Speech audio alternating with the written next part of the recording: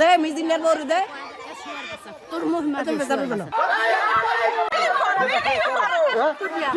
Video হয়ে গেছে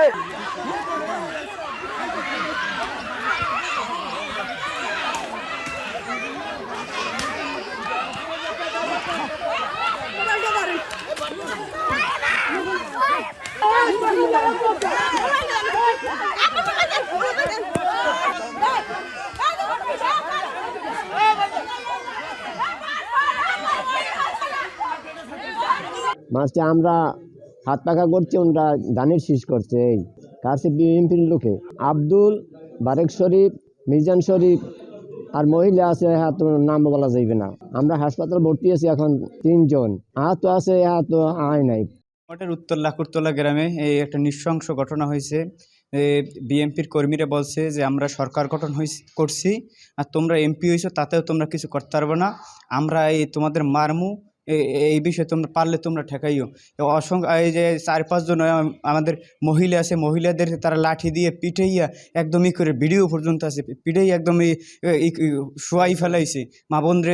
মা বোনরাও কী দোষ করছে জানি না। আসলে অত্যন্ত দুঃখ এবং ভারাক্রান্ত হৃদয় আমরা 12 তারিখ তার মানে 11 তারিখ রাত্র থেকে আমাদের কর্মী এজেন্টদের প্রতি আসলে নির্মম নির্যাতন চালিয়ে আসছে আমাদের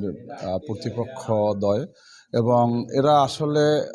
তাদের কথা মতে এরা আসলে আমাদের এই বরগুনার লোক না বিভিন্ন জায়গার লোক যারা অপরিচিত ফেজ মনে হচ্ছে সরকার যদি এবং প্রশাসন যদি নীরব ভূমিকা পালন না করে একটু জিরো টলারেন্সে আমার অন্যায় হলে আমাকেও বিচার করবে জিরো টলারেন্সে চলে আসে তাহলে আমি ন্যায্য অধিকার পাবো এবং আমার কর্মী বাহিনীর শান্তিতে থাকবে এরপরও যদি প্রশাসন আসলে নীরব ভূমিকাই থাকে আমি আজকের পরে কালকে আর আমি নীরব থাকবো না আমি আমার যত শক্তি আছে শক্তি দিয়ে আমি আমার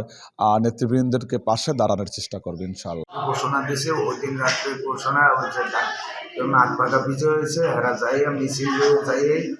আমার ক্যাম্প কোপাইয়ে বাড়িঘর সব কোপাইয়ে আমার জাংলাকে পড়তেছে আমার গায়ে পড়ে না আর ওদিক দেশে পড়ে না এটার শেষ আমরা আমাদের কাগজ তারা জানাইছি করছি এরপর তারা এন্ট্রি করতে হয়েছে আজকে সকালবেলা এরা বলছে যে কাল আমরা এন্ট্রি করছি আজকে সকালবেলা আমরা ওনার বলি আপনার মামলা কোন নেতা আছে কোন বাপ আছে আইয়া ফিরে পাবো এই প্রেজেন্ট শুরু আমার ভিডিও করবে না ওরা ভিডিও করে তুমি চুপ থাও ও আব্দুলের বউ ভিডিও করে তুই ভিডিও কর জুম কর একা জুম করে সব This is